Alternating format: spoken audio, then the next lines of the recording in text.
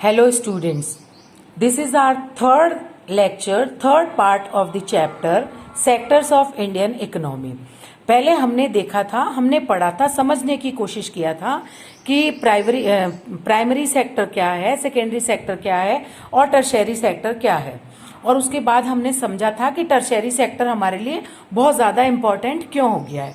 अब इस लेक्चर में हम समझेंगे कि where are most people employed, सबसे ज्यादा जो लोग हैं वो कहाँ पे एम्प्लॉय, अभी कहाँ पे सबसे ज्यादा लोग काम कर रहे होते हैं। यहाँ हम जब देखते हैं प्राइमरी सेक्टर को तो हम देखेंगे more than half of the workers in India are working in the primary sector, mainly in agriculture.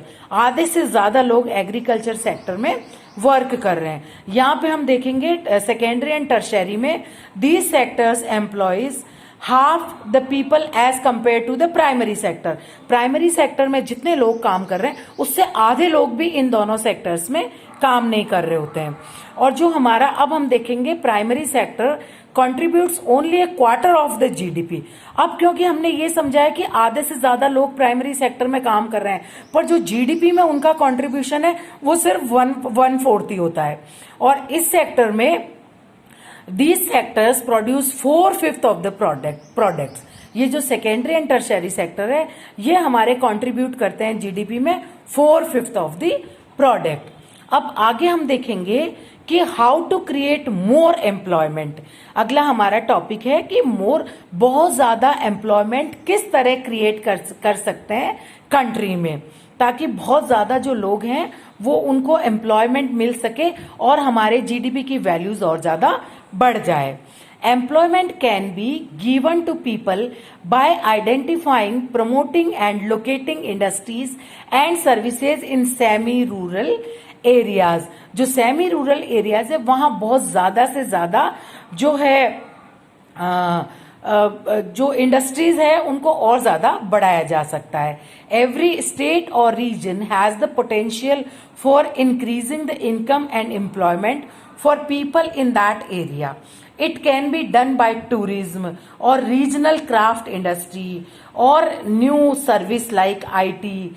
A study conducted by the planning commission, अब प्लानिंग कमीशन का नाम चेंज हो गया, हम नीति आयोग बोलते हैं उसको, estimated that nearly 20 lakh jobs can be created in the education sector alone।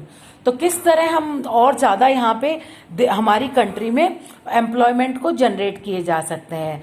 यहाँ पे टूरिज्म इंडस्ट्री के थ्रू जनरेट किए जा सकते हैं, जो लोकल क्राफ्ट इंडस्ट्री है उसको डेवलप किया जा सकता है, आईटी सेक्टर को डेवलप किया जा सकता है।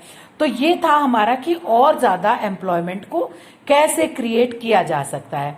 अब जो हमारी गवर्नमेंट है उसके बारे में भी हम देख लेते हैं कि क्या क्या गवर्नमेंट ने एफर्ट डाले हैं for generating employment. The central government in India made a law implementing the right to work.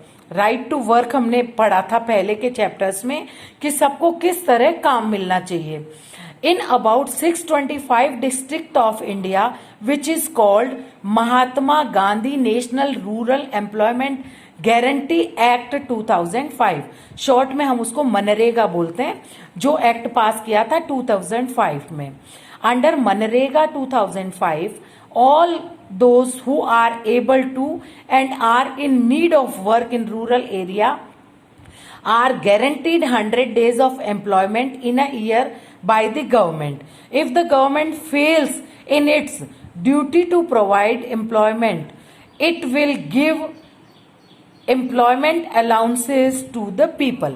अब क्या होता है, 100 दिन का गारंटी एम्प्लॉयमेंट हर पर्सन को मिलना चाहिए गवर्नमेंट की तरफ से। ये गवर्नमेंट प्रोवाइड करती है। अगर गवर्नमेंट कोई भी रीजन से अगर प्रोवाइड नहीं कर पाती है तो गवर्नमेंट को एम्प्लॉयमेंट अलाउंस देना पड़ेगा 100 डेज का उन लोगों का। तो ये था एम्प्लॉयमेंट जनरेट करने के गवर्नमेंट के एफर्ट्स। अब हम देखते हैं